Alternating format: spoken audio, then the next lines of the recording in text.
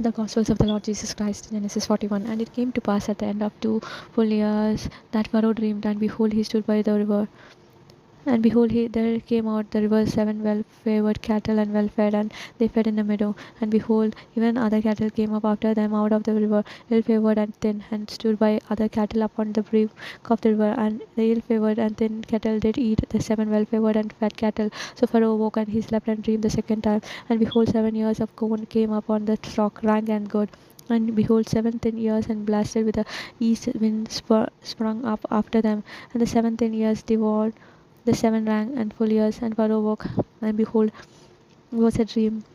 It came to pass in the morning that his spirit was troubled, and he sent and called for all the magicians of Egypt and all the wise men thereof. And the Pharaoh told him his dream, but there was none that could interpret him unto Pharaoh. And they spoke the chief butler unto Pharaoh, saying, I do remember my fault this day. Pharaoh was angry with his seven, and put in ward the captain of the guard's house, both me and the chief vicar.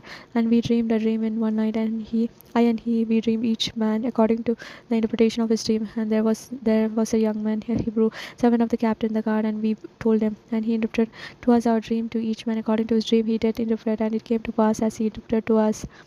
So it was me he restored unto mine office, and him he hanged. And the Pharaoh sent and called Joseph. Then he brought him hastily out of the dungeon, and he shaved himself and changed his raiment, and came unto Pharaoh. And Pharaoh said unto Joseph, I have dreamed a dream. There is none that can interpret it, and I have heard says of you that you can understand a dream to interpret it. And Joseph answered Pharaoh, saying, It is not me. God shall give Pharaoh an answer of peace. And Pharaoh said unto Joseph in my dream, Behold, I stood upon the river of the bank of the river. And behold, there came up the river 7 cattle, well fed and well favored, and they fed in the meadow. And behold, 7 other cattle came up after them, and poor and ill, very ill favored and thin, such as I never saw in all the land of Egypt, and baldness and for badness. And the lean and the ill-favored cattle did eat up the fast 7 fat cattle. And when they had eaten them up, it could be not known that they had eaten them, but they were still ill-favored as the beginning. So I woke, and I saw in my dream, and behold, 7 years came out in one stalk, full and good. And behold, 7 years with the thin and blasted with the east wind sprung up after them. And in the 10 years they were the 7 good years. And I told this unto the magician, but there was none that could declare it to me. And Joseph said unto Pharaoh, The dream of Pharaoh is one. God has showed Pharaoh what he is about to do. The 7 good cattle and 7 years, and the 7 good years and 7 years. The dream is one. And the seventh in ill-favored cattle, and they came up them are 7 years and 7 empty blasted with the east wind shall be 7 years of mine. And in things in this thing, this is the thing which I have spoken unto Pharaoh, what God is about to do. He shows unto Pharaoh, behold, he then come 7 years of great plenty throughout the land of Egypt, and there shall arise them 7 years of famine. All the plenty shall be begotten in the land of Egypt, and the famine shall consume the land, and the plenty shall not be known in the land by reason of the famine following, for it shall be very grievous. And for that dream we was doubled unto Pharaoh twice, it because the thing is established by God, and God will shortly bring it to pass. Now therefore let Pharaoh look out a man discreet and wise, and set him over the land of Egypt. Let Pharaoh do this, let him appoint officers over the land, and take up the fifth part of the land of Egypt, the 7 abundant years, and let them gather all the food of those good years, and come and lay upon under the hand of Pharaoh. Let them keep food in the cities, and that food shall be stored to the land against the 7 years of famine, which shall be in the land of Egypt, and the land perish not through the famine. And the thing was good in the eyes of Pharaoh, in the eyes of all his servants. And Pharaoh said unto his servant, And we find such one as this is a man in whom the Spirit of God is. And Pharaoh said unto Joseph, For as much as God showed you all this, that is so discreet and wise are you, as wise as you are, so you shall own my house according to unto your word shall all my people be ruled. Only in the throne will I greater than you. And Pharaoh said unto Joseph, See, I have set you over all the land of Egypt which your hand. Pharaoh took off his ring from his hand, and put it into Joseph's hand, and arrayed him in vesture of the fine linen, and put a gold chain about his neck. And he made him ride in the second chariot which he had. And they cried before him both the knee, and made him ruler over the land of Egypt. And Pharaoh said unto Joseph, I am Pharaoh, and without you shall no man lift up his hand of food in the land of Egypt. And Pharaoh called Joseph name Zephnaphani, and he gave him to wife Asnath, the daughter of Potiphar, priest of On, and Joseph went out over all the land of Egypt. And Joseph was 30 years old, and when he stood before Pharaoh, king of Egypt. And Joseph went out of the presence of Pharaoh and went through all the land of Egypt. And the 7 abundant years the earth brought forth by a handful, and he was gathered up all the food of the 7 years which were in the land of Egypt, and laid up the food in the cities, food in the fields, which was round about every city laid his he up in the same. And Joseph gathered corn as the sand of the sea, very much until he left numbering, for it was without number. And unto Joseph was born the son before the years of famine came, which has not the daughter of Potiphar, priest on where unto him. And the Joseph called the name of the firstborn Manasseh, for God he called, he made me forget all of my toil and all my father's house. And the name of the second child, the Ephraim, and God has caused me to be fruitful in the land of my affliction. The 7 years of plenteous that was in the land of Egypt was ended, when ended. The 7 years of death began come according to Joseph, uh, and had said, and that was in all lands, but on all land of Egypt there was bread. And when all the land of Egypt was famished, the people cried to Pharaoh for bread. And Pharaoh said unto all the Egyptians, go unto Joseph, what he says do you do. And the famine over all the face of the earth. And Joseph opened all the storehouses and sold unto the Egyptians. And famine waxed store in the land of Egypt, and all the countries came to the Egypt to Joseph in order to buy corn, because the famine was so sore in all lands. Genesis 42. Now when Jacob saw that there was corn in Egypt, Jacob said unto his son, why do all you look one upon one another? And he said, behold, I have heard that there is corn in Egypt. Get you down there thither by for us from thence, and that we may live, no die. And Joseph ten brethren went down to buy corn in Egypt, but Benjamin Joseph's brother Jacob sent not with his brethren, for he said, lest possibly mischief befall him. And the sons of Israel came to buy corn. Among those that came the famine was the land of Canaan. And Joseph was the governor of the land, and he was sold to all the people of the land. And Joseph's brethren came and bowed down themselves before him, and their faces to the earth. And Joseph saw the brethren and knew them, but made himself strange unto them, and spoke roughly unto them. And he said unto them, whence come all of you? And they said, from the land of the Canaan, to buy food. And Joseph knew his brethren, but they knew not him. And Joseph remembered the dreams which he dreamed of them, and said unto him, are you all wise that to see the nakedness of the land of you are come? They said to him, nay, my lord, but you buy food are now your servants come, and where all your men son, and we are true men, your servants are no spies. And she said unto them, nay, but to see the nakedness of the land of you are come. And they said, your servants are 12 brethren, the son of one man, the land of Canaan. Behold, the youngest is the day with our father, and the one knows not. And Joseph said unto them, that is it that I spoke unto you, saying, all of you spies, you are spies. Hereby all of you shall be proved by the life of Pharaoh. All of you shall go forth behind, except our youngest brother come here. Send one of you and let him fetch your brother, and all you shall keep kept in prison. The words may be proven, whether there may be any truth in you, or else by the life of Pharaoh surely all of you are spies. And he put them all together in the word 3 days. And Joseph said unto them the third day, this do and live. And if for I fear God, if all of you true men, let one of your brethren be bound in the house of your prison.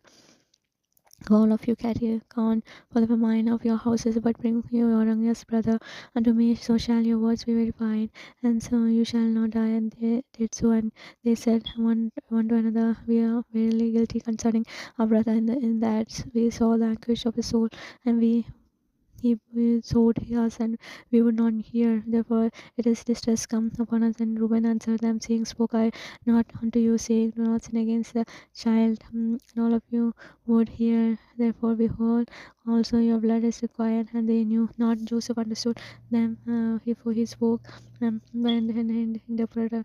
And he turned off himself about them and wept. They turned to them again, commuted with them, and took them from the Simon, and bound him before their eyes. And Joseph commanded to fill their sacks with corn, and to restore every man's money into his sack and to give him provision for the way. And thus he did unto them, and they laid their asses with corn and departed thence. And as for them, opened his sack and gave him as animal food.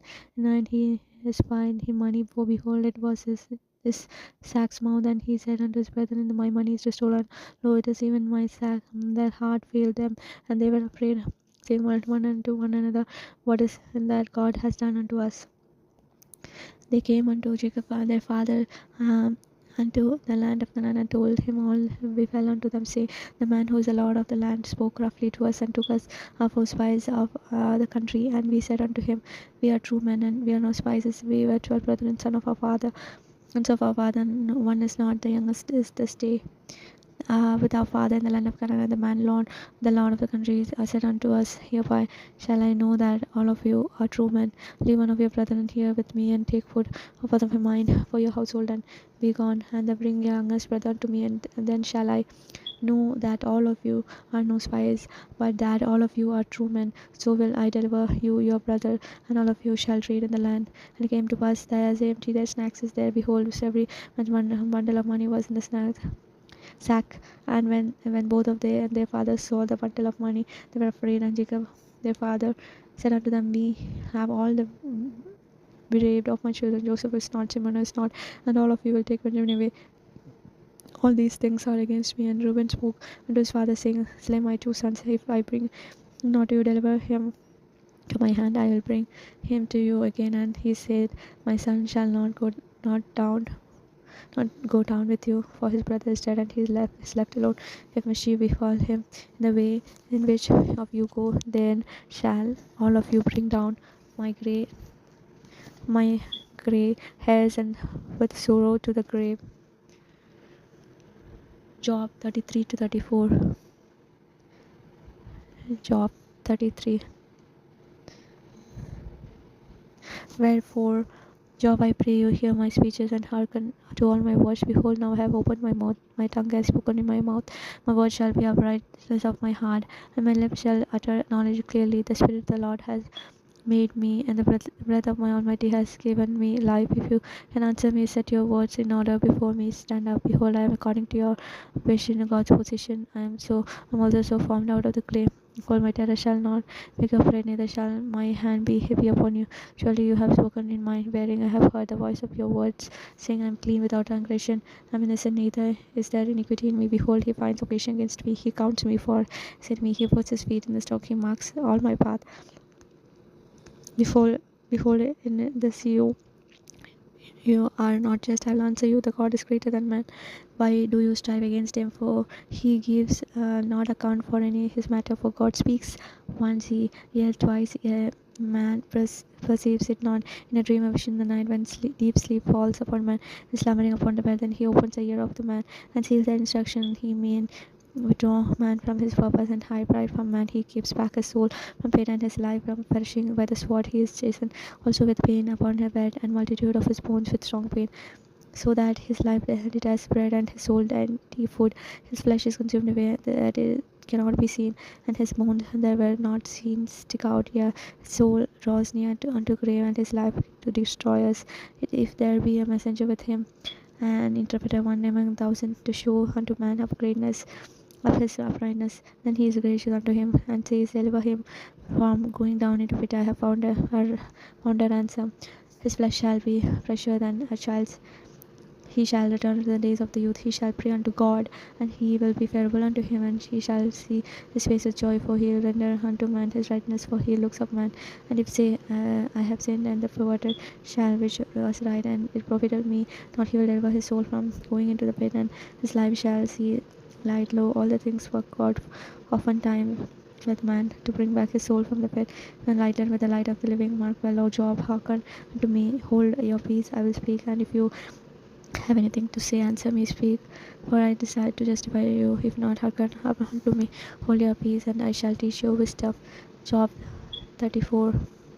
Furthermore, Elihu answered and said, hear my words, all of you wise men, and give ear unto me, all of you that have knowledge, for the ear strives words, and mouth tastes food. Let us choose us judgment. Let us know among ourselves what is good. For the Job has said, I am rightness, and the God has taken away my judgment. Should I lie against my right? My wound incurable without transgression. My man is like Job, who drinks up scorning like water, which goes in the company that workers in iniquity and walks in the wicked man.